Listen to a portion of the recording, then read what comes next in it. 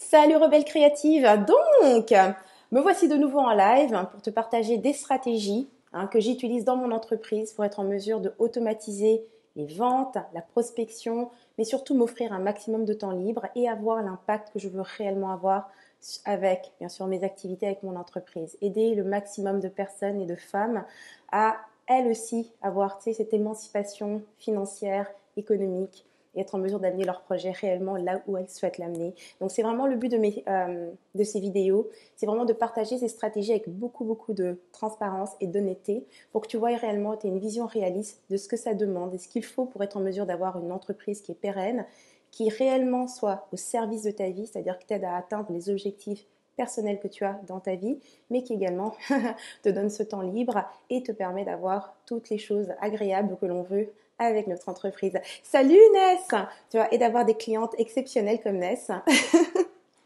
J'adore ça, c'est une des choses que j'adore vraiment dans mon entreprise. C'est grâce à ces communications que j'ai, ça me permet réellement d'attirer des personnes avec lesquelles c'est vraiment très agréable pour moi de travailler. Donc, aujourd'hui, je vais répondre à une question qu'on m'a laissée et que je trouve vraiment cool.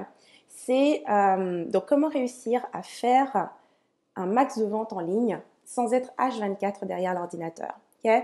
Parce qu'effectivement, vendre, ça prend du temps. Okay? Et ça, on le sait tous.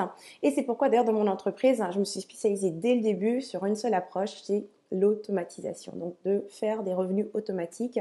Et non seulement je le réalise pour mon entreprise, mais je le réalise également pour mes clients. Donc, je les aide à atteindre les mêmes objectifs que ceux que moi je me fixe avec ma propre entreprise. Et donc, durant ce live, si c'est ce que tu veux savoir, comment augmenter tes ventes sans passer tout ton temps derrière ton ordi, eh bien, je vais te partager les 3 stratégies qu'on utilise aujourd'hui. Donc, aujourd'hui dans mon entreprise, pour réellement me donner un maximum de temps libre, du temps libre à mon équipe, mais toujours d'être sûr que nos ventes continuent d'augmenter tous les mois. Salut Makoso, bienvenue. Alors, la première chose que je vais te partager par rapport au fait justement d'augmenter ses ventes, c'est la première des stratégies qui a été super importante pour moi. C'était de faire la distinction entre revenus et vente. D'accord?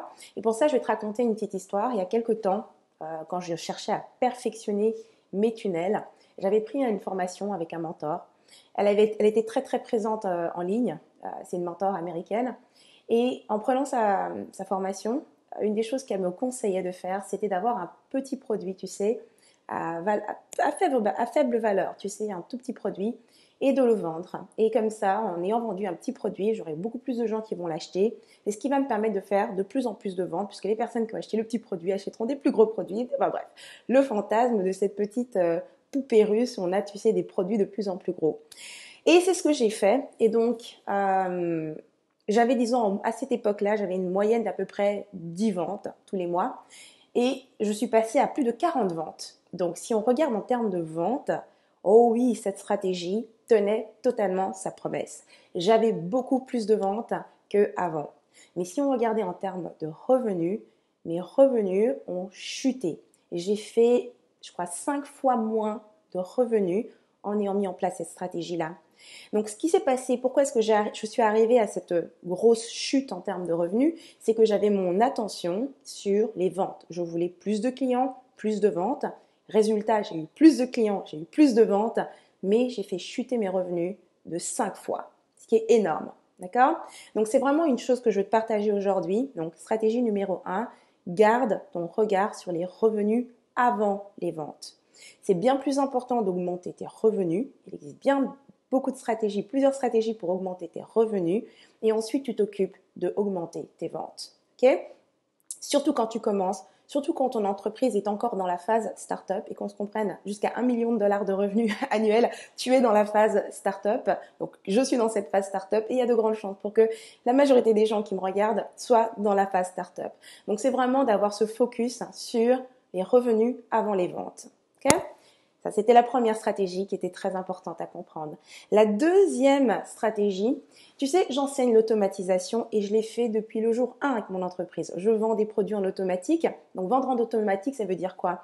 Je vendais suite à des webinaires. Donc, les personnes suivaient mes webinaires et à la fin de ces webinaires, recevaient une offre, comme ça, automatiquement. Donc, sans jamais me parler. Voilà ce que ça voulait dire pour moi, vendre en automatique. Ils n'avaient jamais à parler avec moi pour acheter ou accéder à une de mes formations ou à un de mes produits. Donc, c'est bien cool, d'accord? Si on parle de augmenter ses ventes, et comme je reviens encore à cette distinction, nous ici, on veut augmenter nos revenus. Donc, c'est vraiment un changement à faire, et ça, c'est la stratégie. Donc, on veut augmenter les revenus. Donc, pour augmenter les revenus, la vente automatique, donc sans jamais parler à un client, va avoir une certaine limite. En général, dans la vente en automatique, tu vas pouvoir vendre des produits, disons, jusqu'à 2000 $. Okay, et aussi, ce ne sera pas forcément constant parce que pour vendre en automatique un produit à 2000 $, tu auras besoin de faire souvent un lancement. Tu pourras faire des webinaires, mais bref, 2000 $, ça serait plus ou moins le maximum que tu peux vendre sans avoir à parler à un client. Si tu veux faire réellement des offres à valeur ajoutée, donc là on parle à 10, voilà, 5, 10, 15, 20, 40 000 $, peu importe le montant que tu veux obtenir avec tes forfaits, tu auras besoin à ce moment-là de parler avec tes clients. Okay? Et donc ça, c'est la stratégie numéro 2 que j'ai introduite dans mon entreprise, toujours dans l'automatisation. Au bout de mes tunnels aujourd'hui, on va avoir une conversation avec un être humain. Cet être humain, ça pourrait être moi ou un membre de mon équipe. Donc, super important, encore une fois, qu'on n'oublie pas, l'objectif ici, c'est de ne pas se retrouver H24 coincé derrière son ordi à prendre des appels. Quand tu offres des consultations gratuites ou des appels gratuits ou des séances gratuites en diagnostic, en analyse ou quoi que ce soit, tu peux t'attirer énormément de personnes. Et donc, ça pourrait être contre-productif par rapport à ton objectif qui est de pas passer ta vie derrière ton ordinateur. Donc, voici ce qui est super important au moment où tu décides de réellement augmenter tes revenus et de réellement avoir des conversations avec tes clients pour leur faire ces offres-là. Tu dois avoir un processus qui permet de exclure les mauvaises personnes. Et ça, c'est très important. Tu vois, quand on vend, souvent on a l'impression qu'on cherche à attirer un maximum de personnes. Et ça, c'est une grosse erreur de stratégie. C'est d'ailleurs l'erreur qui fait que la majorité des gens vont se décourager rapidement. C'est que salut Sarah, le processus de vente est un processus d'exclusion. Tu vois, moi aujourd'hui, je sais que la majorité du temps, quand j'ai une personne qui va arriver face à moi, ça va être une personne qui est ultra qualifiée dans le sens où elle comprend exactement ce que je fais, elle sait ce que j'offre, de quelle manière est-ce que ça fonctionne, mais même au-delà de ça, elle comprend quelles sont les valeurs que j'embrasse en fait, tu vois, que ce soit les valeurs de liberté, mais également toutes les valeurs de respect et d'amour. D'ailleurs, toutes mes communications en général sont souvent signées avec amour à la fin, parce que c'est une valeur qui est très importante pour moi. Cet amour pour l'autre, l'amour de soi et un grand respect. J'ai une grande bienveillance dans ma communauté. Quand tu rentres dans mes masterminds, toutes les femmes s'entraident entre elles, tu vois, elles partagent leurs trucs. Autre chose, notre entreprise, mon entreprise est très tournée vers l'empowerment, donc donner du pouvoir aux femmes. C'est vraiment cette émancipation. Et pour ça, il n'y a pas de statut de victime, il n'y a pas de personne qui est là pour se plaindre et qui attend qu'on fasse tout à leur place. Donc la manière dont nos forfaits sont construits, la manière dont je communique, tout ce que je fais est vraiment toujours pour diffuser et transmettre une vision et des valeurs. Donc aussi bien dans mes communications que lorsque tu rentres dans le processus de vente, c'est pas compliqué. Pour rentrer dans un de mes programmes aujourd'hui, tu vas parler au minimum à 2 personnes. N'importe qui ne travaille pas avec nous. Tu vas avoir au minimum 2 conversations avant d'avoir accès à un programme avec Rebelle Créative. C'est pour te dire à quel point nous prenons au sérieux le processus d'exclusion. Parce que la qualité de ton travail, ce qui fait que tu ne vas pas passer H24 derrière ton ordi, c'est aussi la qualité de tes clients. Okay? Si tu as des clients qui ne comprennent pas bien ce que tu fais, qui ne partagent pas tes valeurs, ça va être une prise de tête constante. Bien plus de problèmes à régler que réellement de voir ce que je vois dans mes formations ou des masterminds, des personnes qui s'entraident, qui se soutiennent, qui parlent avec respect, qui disent merci, merci tout le temps. Je veux dire, tu sais, ce sont mes clientes, elles ont payé pour un service, mais c'est constamment merci d'être là, merci pour ce que tu donnes. Et ça, pour moi, c'est des valeurs qui sont tellement importantes. Donc, quand je communique, je fais toujours attention de dire ces choses-là. Okay? Donc, stratégie numéro 2, un processus qui te permette de vendre des produits à valeur ajoutée, ok? Et surtout, ton processus de vente doit vraiment exclure les mauvaises personnes pour être sûr d'avoir juste les bonnes personnes, celles qui sont vraiment les personnes que tu peux aider parce que voilà, un business, c'est d'abord des relations humaines avec ton équipe, relations humaines avec tes clients. Et finalement, la troisième stratégie qu'on applique aujourd'hui dans mon entreprise, c'est que nous avons entièrement automatisé le processus de prospection. La prospection est la chose qui prend le plus de temps. J'ai fait de la prospection, comme on dirait, organique, c'est-à-dire des lives régulièrement pour attirer des clients, donc dans lesquels je faisais des offres. Les fameux lancements orchestrés, j'en ai fait plein. Les webinaires en live, j'ai fait toutes ces choses-là.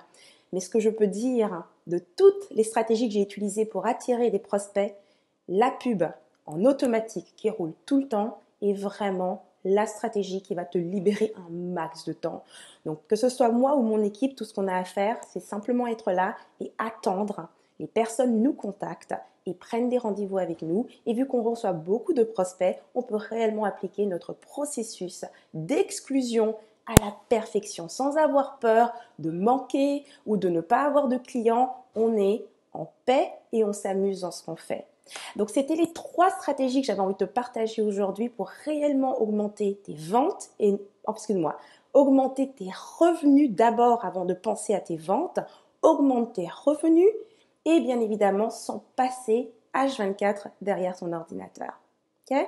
Si tu as d'autres idées, d'autres choses que tu appliques dans ton entreprise pour être sûr de ne pas passer ta vie derrière ton ordinateur et d'avoir les revenus que tu veux vraiment et bien sûr le temps libre que tu veux, partage-les dans les commentaires. Et si tu as d'autres questions, n'hésite pas, laisse-les dans les commentaires et j'y répondrai avec joie dans un prochain live. Alors encore merci à toutes celles qui étaient là aujourd'hui et puis on se reverra très bientôt pour un autre live.